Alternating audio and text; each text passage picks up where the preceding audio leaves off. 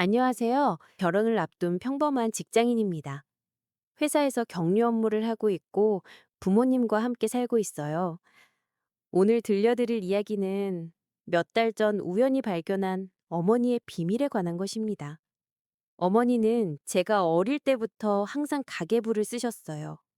매일 저녁 식사 후 안방 작은 책상에 앉아서 그날 쓴 돈을 꼼꼼히 적으셨죠. 저는 그게 당연한 줄 알았습니다. 우리 집이 그렇게 넉넉하게 않았으니까요. 민지야, 엄마는 가계부 쓰는 게 취미야. 돈이 어디로 가는지 알아야 마음이 편하거든. 어머니는 늘 그렇게 말씀하셨어요. 아버지 월급이 들어오면 공과금, 식비, 교육비를 차례대로 정리하시고 남은 돈으로 한 달을 계획하셨습니다. 가끔 예상치 못한 지출이 생기면 어머니는 한숨을 쉬시면서도 어떻게든 맞춰내셨어요. 저는 그런 어머니가 안쓰러우면서도 대단하다고 생각했습니다. 그래서 대학 졸업하고 취업한 후부터는 매달 생활비를 드리기 시작했어요. 많지 않은 금액이었지만 어머니는 항상 고맙다고 하시며 받으셨습니다. 그렇게 몇 년이 흘렀고 올해 봄에 저는 결혼을 결심했습니다. 남자친구와 3년을 사귀었고 이제 결혼 준비를 시작할 때가 됐다고 생각했죠. 부모님께 말씀드렸을 때 두 분 모두 축하해 주셨어요. 우리 딸 시집 가는구나. 엄마가 축의금 좀 보탤게. 어머니는 그렇게 말씀하셨지만 저는 정중히 거절했습니다. 부모님도 이제 나이가 드셨고 노후 준비를 하셔야 할 때인데 제 결혼 때문에 부담드리고 싶지 않았거든요. 엄마, 괜찮아요. 저희끼리 작게 할 거예요. 엄마, 아빠는 그냥 건강하게만 계세요. 하지만 어머니는 계속 무언가 도와주고 싶어 하셨어요. 어느 토요일 오후였습니다. 어머니가 외출하시고 저 혼자 집에 있었어요. 청소를 하다가 안방에 들어갔는데 어머니 책상 위에 가계부가 펼쳐져 있었습니다. 원래는 안 봐야 하는 걸 알았어요. 하지만 그날따라 궁금했습니다. 제가 드리는 생활비가 어머니께 얼마나 도움이 되는지, 부모님 경제 상황이 어떤지, 그냥 한 번만 보자는 마음으로 펼쳐봤어요. 가계부는 예상대로였습니다. 수입란에는 아버지 월급과 제가 드리는 생활비가 적혀 있고, 지출란에는 공과금, 식비, 통신비, 의료비 등이 빼곡했어요. 어머니는 정말 한 푼 한 푼 아껴 쓰고 계셨습니다. 그런데 한 가지 이상한 게 있었어요. 매달 지출 항목 중에 민지 통장이라는 게 있었습니다. 금액은 매달 30만 원. 저는 순간 멈칫했어요. 민지 통장? 이게 뭐지? 혹시 제 명의로 된 적금이 있나 싶어서 가계부를 더 뒤적였습니다. 그런데 놀라운 걸 발견했어요. 그 항목은 제가 취업한 후, 그러니까 4년 전부터 시작됐더라고요. 매달 빠짐없이 30만 원씩. 저는 가만히 계산해 갔습니다.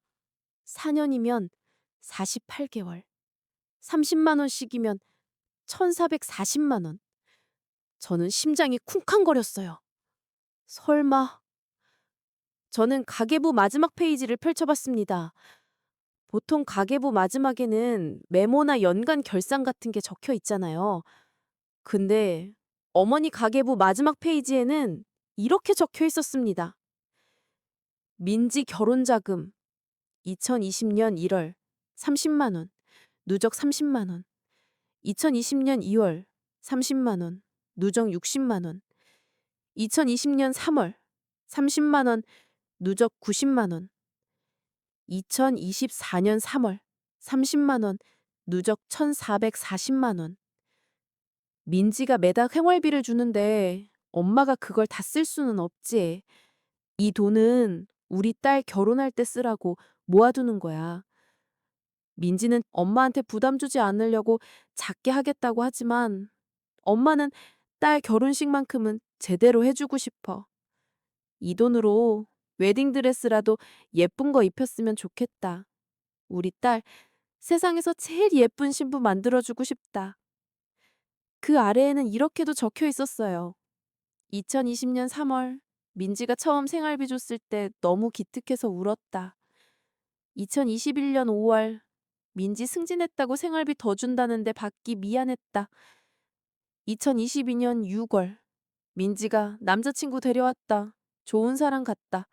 결혼하면 이 돈 줘야지. 2022년 12월 올해도 무사히 30만 원씩 모았다. 조금씩 늘고 있어. 2024년 1월 올해는 민지 결혼 준비하겠구나. 설렌다. 저는 그 자리에 주저앉아 울었습니다.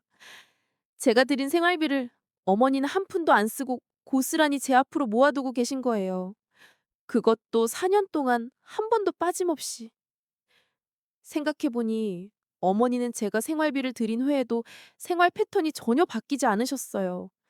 여전히 마트 전단지 보시면서 할인하는 것만 사시고 외식도 거의 안 하시고 옷도 안 사 입으셨죠. 저는 그게 그냥 어머니 성격인 줄만 알았습니다. 하지만 이제 알겠더라고요. 어머니는 딸을 위해 모으고 계셨던 거예요. 제가 드린 돈으로 조금이라도 편하게 사실 수 있었는데 당신은 한 푼도 안 쓰고 저를 위해 저축하신 거죠. 한참을 울다가 저는 가계부를 조용히 덮고 제자리에 놓았습니다. 그리고 모르는 척하기로 했어요. 만약 제가 안다고 하면 어머니가 미안해 하실 것 같았거든요. 저녁에 어머니가 돌아오셨을 때 저는 평소처럼 밥상을 차렸습니다. 식사하면서 어머니가 물으셨어요. 민지야, 결혼 준비는 잘 되어가니? 네, 엄마. 천천히 하고 있어요. 혹시 돈 부족하면 엄마한테 말해. 엄마가 도와줄게.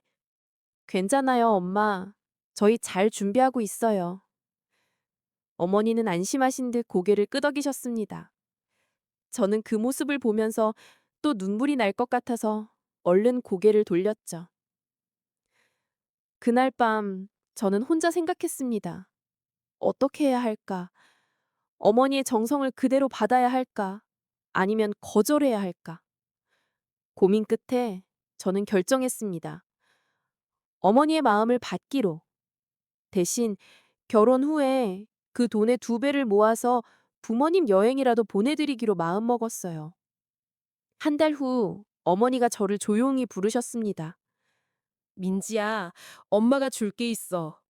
어머니는 통장 하나를 꺼내셨습니다. 제 이름으로 된 통장이었어요. 이거 엄마가 네가 생활비 줄 때마다 조금씩 모은 거야. 결혼 준비하는데 보태 쓰렴. 저는 눈물이 났지만 꾹 참았습니다. 엄마, 고마워요.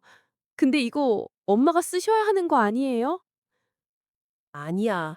이건 처음부터 네 거였어. 엄마는 네가 행복하면 그걸로 충분해. 어머니는 환하게 웃으셨습니다. 그 순간 세상에서 가장 부자가 된 기분이었어요. 돈 때문이 아니라 이런 어머니를 둔 것 때문이죠. 엄마, 사랑해요. 엄마도 사랑한다, 우리 딸. 지금 저는 결혼 준비를 하고 있습니다. 어머니가 모아주신 돈으로 웨딩드레스를 맞췄어요. 제일 예쁜 걸로요. 어머니가 원하셨으니까요. 그리고 결혼식 날 저는 가장 행복한 신부가 될 겁니다. 비싼 드레스나 화려한 예식장 때문이 아니라 저를 이렇게 사랑해주시는 부모님이 계시기 때문이에요. 어머니의 가계부 마지막 페이지. 거기엔 단순한 숫자가 아니라 딸을 향한 사랑이 적혀 있었습니다. 4년 동안 한 번도 빠짐없이 딸의 행복한 미래를 그리며 적어내려간 사랑의 기록이었어요. 저도 나중에 제 아이가 생기면 어머니처럼 하고 싶어요. 말없이 묵묵히, 하지만 진심으로 사랑하는 법을요.